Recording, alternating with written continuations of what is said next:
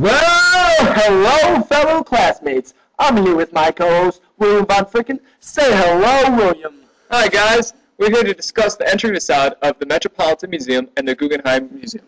Are you guys ready? The Metropolitan Museum of Art, also known as the Met, located on the east side of Central Park, New York, was established on April 13, 1870, by architect Richard Morris Hunt.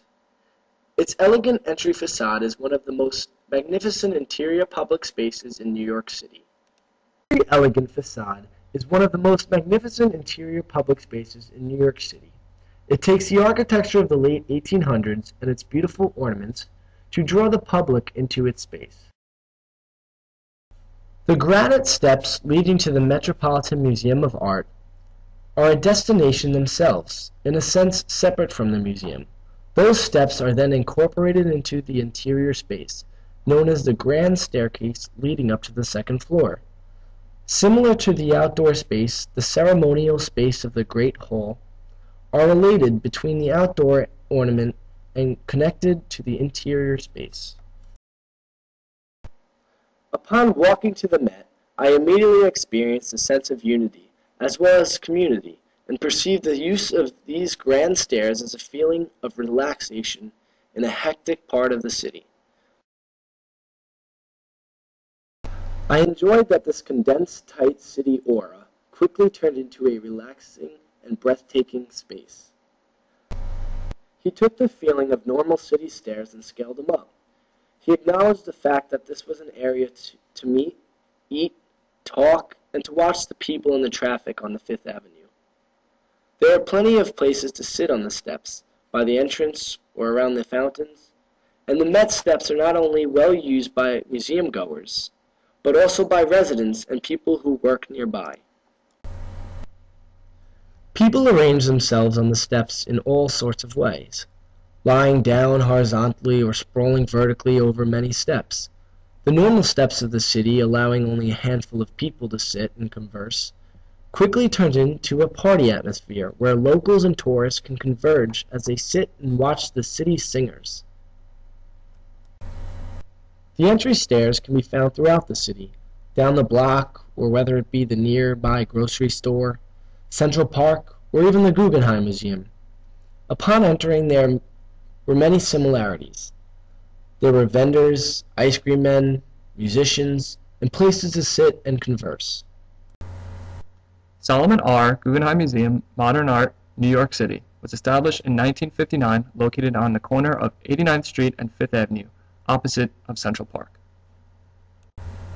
It was a 16-year project designed by American architect Frank Lloyd Wright. It took approximately 700 sketches and 6 sets of working drawings before finding out the complete design. Some of the major issues by artists is that they feel the building overshadows the works exhibited and that it is difficult to properly hang the paintings. Experiencing the Guggenheim Museum, as you walk north on 5th Avenue through the East 80s, you pass blocks of tall apartments. These elements of the streetscape impart the message, keep walking. Then you reach 88th Street. Here the street opens up, profiles become lower, air and light become more abundant. Now you know you have reached the Guggenheim Museum. Because of his love of natural settings, Frank Lloyd Wright would have preferred the Guggenheim Museum to be built outside New York City. As you observe this aerial photo of the museum, you can see how the museum stands out from the surrounding buildings in the area. Whereas the rest of Fifth Avenue presents buildings that are rectangular, vertical, and decorated with bits of ornamentation, the Guggenheim counters this regularity with its circular, horizontal, and sculpted facade. Wright intended for a welcoming feeling by visitors by doubling the width of the sidewalk and announcing his entrance. All year round you will find people preaching along the outside ledges, taking in the sun, enjoying snacks that can be purchased by the street vendors, much like the Metropolitan Museum that was previously discussed. As you face the outside of the museum, you will see 3 distinct formations. To your right and most imposing is a large rotunda. To the left is a small rotunda that mirrors a circular shape at a smaller scale. Because of its unusual shape, the Guggenheim Museum has been compared to many common and not so common objects. It is known to be one of the most controversial buildings ever made. Upon entering the museum, the openness you previously felt is replaced by the imposition of a hovering, low ceiling. The entrance is simple and understated. At every step of the way, Frank Lloyd Wright directs what you see and when you see it. As you step forward, the low-ceilinged area suddenly opens up into a circular ground plan that draws your eye upward, to the overarching skylight. The works of art remain mostly hidden. Before you get to them, you must experience the building itself. This is where you begin to grasp Wright's vision for the museum. Wright has based his design on the idea of a spiral-ramped building topped by a large skylight. He conceived of the museum as an airy open place where visitors would not have to retrace their steps. He planned on a continuous ramp curling around a great central space. Visitors on the ramps will not only view the art, but will also be aware of people in other areas. This photo was taken from the top of the ramp of the museum looking down on the floor below. Some people find this experience thrilling. In many museums, you observe them best by viewing different spaces and enjoying the art itself. However, while being in the Guggenheim, you're able to let your experience create your view for the art.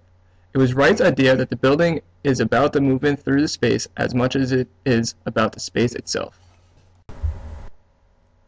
Overall, these buildings are visually different, but their overall experience has many similar characteristics, each symbolizing their entry as an open, welcoming place to bring in the public. Both have similar relations, taking pieces of the exterior and incorporating it into the interior entry. The Met was based on the idea that ornament was aesthetically pleasing, while the Guggenheim focused on the form and concept to create its facade. Each wanted to stand out from the surrounding buildings to help engage the public. Their common concept was to offset their design to create a tempting feel.